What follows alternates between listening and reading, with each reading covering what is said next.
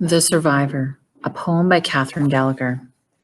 For Anna Akhmetova, 1889 to 1966. A woman sits in the corner of sun, tracing a poem. Slowly, she is woven into it like the day, as smells of burning carry her outside. There, soldiers and jailers are blocking the street. Books are being burnt, thousands of words collapsing in on each other. Suddenly, she sees her own fate. Her fellow poet is taken, leaving her only silence. She goes back to continue the poem.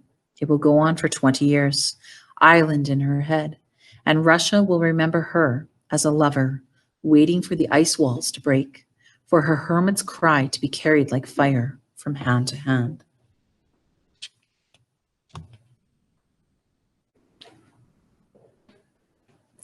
Day of the Bride, a poem by Joy Kawaga. The day of the bride dawns through layers of white plaster skin and multi-sashed kimono. Head made huge by lacquered hair, she is swept ashore in her glass bottle, white and tight as a folded paper message, eyes hidden in a swirl of green boughs. She moves like a mannequin, maneuvered by centuries of ceremony. Under the weight of speech and incantation, a wail of priests and watching families, inside rows of low tables, with small triangles of paper, congratulatory slits of squid and curls of seaweed.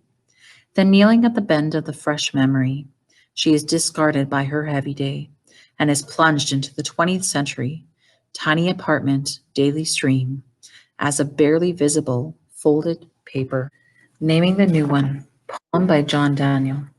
They came from mountains and plains to see the new one, the smooth skin who stood shaking on shaking hind legs, and stared, his eyes struck with light. He'll sleep cold, the bear grunted and walked away. Bigfoot was already gone, scared, and Hummingbird had things to do.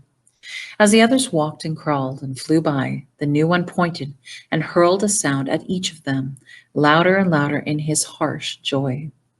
Those paws are no good, said Gopher. Call him Wildmouth, said Deer. Does he have ears? He'll learn a song, maybe, said Owl. Long after the new one stumbled away, they heard him crashing the brush, still trailing his strange calls.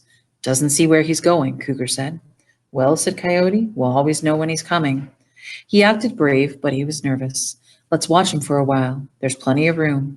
When he finds his place, then we'll name him.